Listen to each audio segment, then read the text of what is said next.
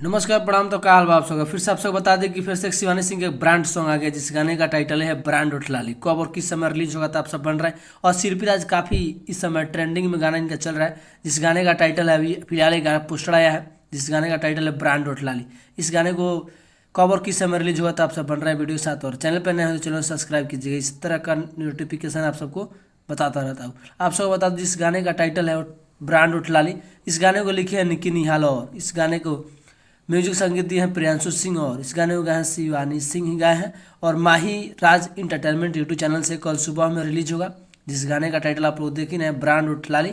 और 6:15 पे कल सुबह में आप लोग सुनने के लिए तैयार हो जाएंगे। और जाए माही राज इंटरटेनमेंट यूट्यूब चैनल को आप लोग ढेर सारा प्यार दें और इस गाने को भी प्यार दें। काफ़ी हाई बजट का गाना आ रहा है जिस गाने का टाइटल आप लोग देख ही रहे हैं। तो जाएँ इस गाने को सुनेंगे और इसी तरह का अपडेट जानने के लिए चैनल पर नया हो तो चैनल को सब्सक्राइब कीजिएगा और प्रेस द बेल आइकन कीजिएगा कि इस तरह का। और वीडियो पसंद आए तो लाइक कीजिएगा, कमेंट कीजिएगा। जय हो भोजपुरी समाज। इस तरह का कंटेंट आप सबको बताता रहता हूँ। जय हो भोजपुरी शो।